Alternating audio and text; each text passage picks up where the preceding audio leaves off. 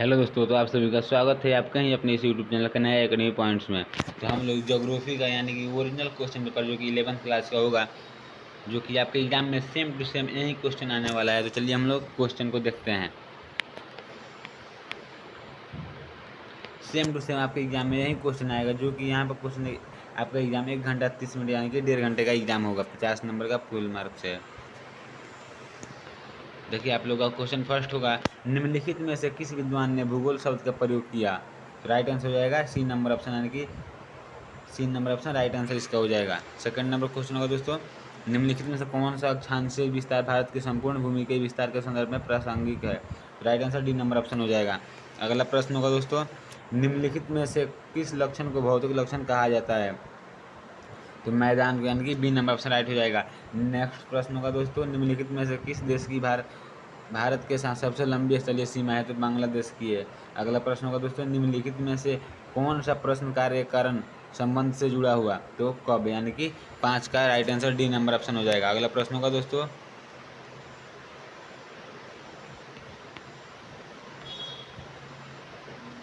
निम्नलिखित में से कौन सा देश क्षेत्रफल में भारत से बड़ा है। तो चीन बड़ा है, यानी कि राइट आंसर ये नंबर ऑप्शन हो जाएगा। अगला प्रश्न होगा दोस्तों, निम्नलिखित में से कौन सा विषय कालिक संश्लेषण करता है। तो इतिहास, यानी कि सी नंबर ऑप्शन राइट हो जाएगा। अगला प्रश्न होगा दोस्तों, भारत की राजधानी कहाँ है। तो भारत की राजधानी नई दिल्ली, यानी कि ये नंबर ऑप्शन राइट हो जाएगा। समय बहुत कम है, इसलिए हम लोग जल्दी जल्दी कर लेते हैं। अगला प्रश्न होगा दोस्तों, निम्नलिखित में से कौन सी संख्या पृथ्वी की आयु की प्रदर्शित करती है। तो बी नंबर ऑप्शन, यानी कि 460 करोड़ वर्ष। Right answer option number B हो जाएगा। अगला प्रश्न होगा दोस्तों, भारत का क्षेत्रफल कितना है। तो 32.8 लाख वर्ग किलोमीटर, यानी कि बी ए नंबर ऑप्शन राइट आंसर हो जाएगा। अगला प्रश्न होगा दोस्तों, निम्न में से कौन सी अवधि सबसे लंबी है। तो कल्प अवधि सबसे लंबी, यानी कि ये नंबर ऑप्शन हो जाएगा। अगला प्रश्न होगा दोस्तों, अगर आप एक सीधी रेखा में राजस्थान से नागालैंड की यात्रा करें तो निम्नलिखित नदियों में से किस एक की आय पार कर नहीं करेंगे। तो यमुना नदी की, यानी कि ये नंबर ऑप्शन राइट आंसर हो जाएगा।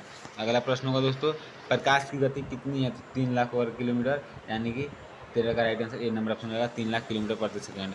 अगला प्रश्न होगा दोस्तों, क्षेत्रफल की दृष्टि से विश्व में भारत का कौन सा स्थान प्राप्त है। तो 7वां, यानी कि C number option right answer हो जाएगा। अगला प्रश्न होगा दोस्तों, जीवन का विकास लगभग कितने करोड़ वर्ष पहले हुआ। तो 380, यानी कि D number option right answer हो जाएगा।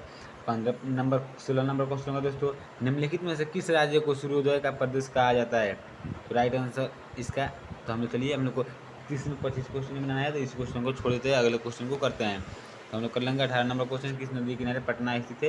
ये तो आप सभी को मालूम होगा, गंगा नदी के किनारे। अगला प्रश्न होगा दोस्तों, निम्न में से कौन सा तत्व, इसको भी छोड़ देते हैं। अगला प्रश्न 20 नंबर होगा, क्रमबद्ध भूगोल की विचारधारा सर्वप्रथम किस भूगोलविद द्वारा प्रस्तुत की गई। तो right answer D number option हो जाएगा, यानी कि हम्बोल्ट।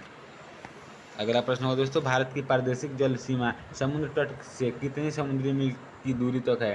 तो right answer A number option हो जाएगा 12। अगला प्रश्न होगा दोस्तों, निम्नलिखित में से कौन सा भारत का पड़ोसी देश है। तो नेपाल, यानी कि C number B number option right answer हो जाएगा। अगला प्रश्न होगा दोस्तों, निम्नलिखित में से कौन से तत्व की जानकारी भौतिक भूगोल से अध्ययन से प्राप्त की जाती है। प्राकृतिक पर्यावरण। अगला प्रश्न होगा दोस्तों, भारत की प्रमाणित देशांतर रेखा कौन सी है। तो सी नंबर ऑप्शन इसका राइट आंसर हो जाएगा। अगला प्रश्न होगा दोस्तों, पृथ्वी की उत्पत्ति से संबंधित निहारिका परिकल्पना निम्नलिखित में से किसने प्रस्तुत किया। तो लाप्लास, यानी कि B number option right answer हो जाएगा। अगला प्रश्न होगा दोस्तों, तो एक 26 नंबर क्वेश्चन को हम छोड़ देते हैं। 27 नंबर क्वेश्चन कहते हैं, डायनासोर का युग किस अवधि में हुआ था। तो इसका right answer B number option हो जाएगा। अगला प्रश्न होगा दोस्तों, करेवा भू आकृति कहाँ पाई जाती है। तो कश्मीर हिमालय में, यानी कि D number option right answer हो जाएगा। अगला प्रश्न होगा दोस्तों, अंडमान और निकोबार को निम्न में से कौन सा जल क्षेत्र अलग करता है। तो अंडमान सागर, यानी कि right answer D number option हो जाएगा। तो हमने पूरे 30 के 30 ऑब्जेक्टिव क्वेश्चन को कर दिया, जो कि आपके एग्जाम में सेम टू सेम यही क्वेश्चन आएगा। अगर आप लोग को इसका आंसर लेना था, आप लोग आंसर यहाँ पर भी मिल जाएगा। इसको आंसर ही होगा, यहाँ पे आप लोग मिला सकते हैं और वहाँ पे मिल सकता है। तो अगर आप लोग को ये वीडियो अच्छा लगा हो तो वीडियो को लाइक जरूर करें, अपने दोस्तों में शेयर करें, चैनल पर पहली बार चैनल को सब्सक्राइब कर लें और आपको नेक्स्ट वीडियो जल्द ही मिलने वाला है।